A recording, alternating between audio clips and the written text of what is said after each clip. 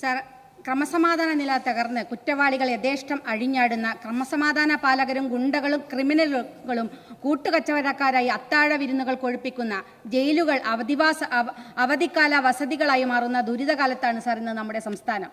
ജനാധിപത്യത്തിൻ്റെ ഭരണാധികാരികൾ ഏകാധിപതികളായി മാറാൻ ശ്രമിക്കുമ്പോൾ ഇടതുപക്ഷം ഹൃദയപക്ഷത്തു നിന്ന് മുതലാളി പക്ഷത്തേക്ക് മാറുകയാണ്. തിരഞ്ഞെടുപ്പിൽ ജനങ്ങൾ നൽകിയ മുന്നറിയിപ്പ് ഉൾക്കൊള്ളാൻ തയ്യാറായിട്ടില്ലെങ്കിൽ മഷിയിട്ട് നോക്കിയാൽ പോലും ഈ ഹൃദയപക്ഷത്തെ കാണാൻ സാധിക്കില്ല സാർ. പോലീസ് സംവിധാനം തകർന്നുകൊണ്ടിരിക്കുകയാണ്. എത്ര ഭയാനകമായ വാർത്തകളാണ് ഓരോ ദിവസവും കേരളത്തിൽ സംഭവിച്ചുകൊണ്ടിരിക്കുന്നത്. ഗുണ്ടാ സംഘങ്ങൾ കേരളത്തിലുടനീളം പരസ്യമായി ആഘോഷ പാർട്ടി നടത്തി ഇങ്ങനെ ആറാടുന്നത് ആഭ്യന്തര വകുപ്പിൻ്റെ നേതൃത്വത്തിൻ്റെ പിന്തുണയില്ലെങ്കിൽ പിന്നെ എങ്ങനെയാണ് സാർ? കഴിഞ്ഞ ദിവസം തൃശ്ശൂരിൽ നിന്ന് വന്ന വാർത്ത നാം കണ്ടതാണ്. ഗുണ്ടാ സംഘങ്ങളുടെ ആഘോഷകരമായ ലഹരി പാർട്ടി അരങ്ങു തകർത്തത്. അവിടെ അന്വേഷിക്കാൻ വന്ന പോലീസ് വാലും ചുരുട്ടി തിരികെ പോകുന്നത് ഏത് ഉന്നത ഇടപെടലിൻ്റെ ഭാഗമായിട്ടാണ് സാർ? കാപ്പ കുറ്റവാളികളും മയക്കുമരുന്ന് പ്രതികളും നിരവധി കൊലക്കേസ് പ്രതികളുമടക്കം കേരളത്തിൻ്റെ വിവിധ ഭാഗങ്ങളിൽ നിന്നെത്തിയ ക്രിമിനൽ കൊട്ടേഷൻ സംഘങ്ങൾ ഇങ്ങനെ പരസ്യമായ ലഹരി വിരുങ്ങുന്നൊരിക്കലും പോലീസ് അവരെ തൊടാനായിട്ടില്ല സാർ. മുംബൈയിലെ അധോലോകത്തിലല്ല, ഇത് എൻ്റെയും നിങ്ങളുടെയും നമ്പർ 1 കേരളത്തിലാണ് സാർ ഇത് നടക്കുന്നത്. വിരുന്നതിന് നേതൃത്വം കൊടുത്തയാളെ സ്റ്റേഷൻ ജാമ്യത്തിൽ വിടാൻ ലജ്ജയില്ലാത്ത പോലീസാണ് സാർ ഈ കേരളത്തിലെ പോലീസ് എന്ന് നാം മറന്നുകൂടാ സാർ. സർ, അങ്കമാലിയിൽ ഗുണ്ടാവിരുന്നിൽ സ്റ്റേറ്റ് ക്രൈംബ്രാഞ്ചിന് DYSP മുഖ്യാതിഥിയെ വന്ന വാർത്ത നമ്മളെയൊക്കെ ഞെട്ടിക്കുന്നതാണ് സാർ.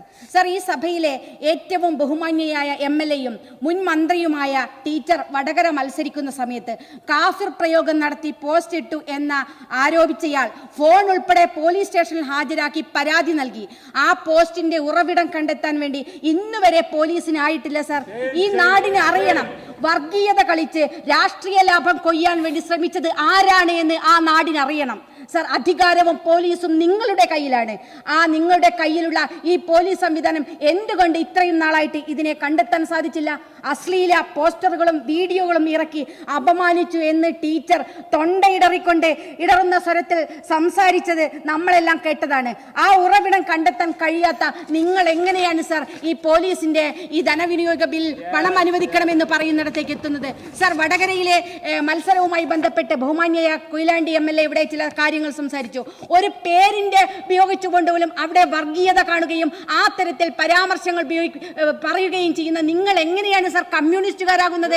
നിങ്ങൾ BJP-ക്കാരെക്കാട്ട് മോശമായി പറയുകയാണ്. ഒരു നാമത്തെ ഈ തരത്തിൽ വർഗീയമായി ചിന്തിക്കാൻ നിങ്ങൾക്കല്ലാതെ മറ്റാർക്കാണ് സർ ഇവിടെ സാധിക്കുക?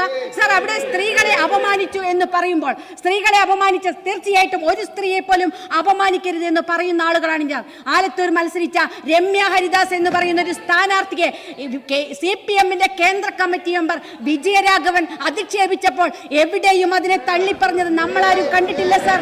എവിടെയും അതിനെ മാപ്പ് പറഞ്ഞത് നമ്മളാരും കണ്ടിട്ടില്ല സാർ. നിങ്ങളുടെ തന്നെ LDF-ന്റെ ഉള്ള ഒരു നേതാവിനെ നിമിഷ രാജ് എന്ന് പറയുന്ന ഒരു പെൺകുട്ടിയെ ആ SFI-യുടെ ആർഷോ എന്ന് പറയുന്ന ഒരാൾ അധിക്ഷേപിച്ചപ്പോൾ എവിടെയും അതിനെ തള്ളിപ്പറഞ്ഞത് നാം കണ്ടിട്ടില്ല. എവിടെയും മാപ്പ് പറഞ്ഞതായിട്ട് ഞങ്ങൾ കണ്ടില്ല. പക്ഷെ ആർജവത്തോടു കൂടി ഞങ്ങൾ പറയുന്നു സാർ, RMB എന്ന് പറയുന്ന രാഷ്ട്രീയ പ്രസ്ഥാനം അത്തരത്തിൽ അധിക്ഷേപിച്ച ആളുകളെ ആ സമയം തള്ളിക്കളയാൻ ആർജവം കാണിച്ച പ്രസ്ഥാനമാണ് ഞങ്ങൾ. അതുപോലെ തന്നെ മാപ്പപേക്ഷിക്കാൻ ഒരു മടിയും ഞങ്ങൾക്കുണ്ടായിരുന്നില്ല. ഇത് ഒരു ഭാഗത്തും ഉണ്ടാകരുത് എന്ന് പറയുന്നവരാണ് ഞങ്ങൾ. പക്ഷേ അതേ ആർജവം ഞങ്ങൾ എവിടെയും കണ്ടില്ല. ഇവിടുത്തെ സ്ത്രീകളെ പല സമയത്ത് CPM-ന്റെ നേതാക്കന്മാർ അധിക്ഷേപിച്ചപ്പോൾ ഈ ചോരത്തിളപ്പ് ഞങ്ങൾ എവിടെയും കണ്ടില്ല സാർ. അത് ഉണ്ടാകണം നമ്മുടെ നാട്ടിൽ.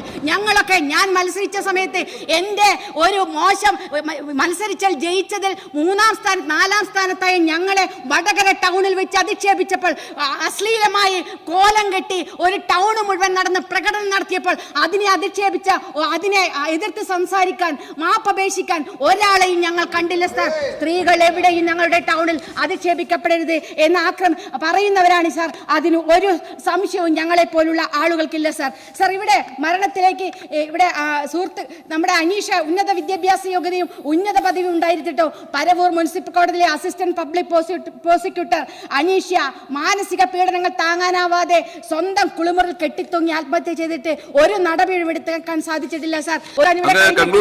വാളയാറിലും വണ്ടിപ്പെരിയാറിലും കുട്ടികൾക്ക് ഉണ്ടായ ദുരിതങ്ങൾ നമ്മൾ കണ്ടതാണ് സാർ.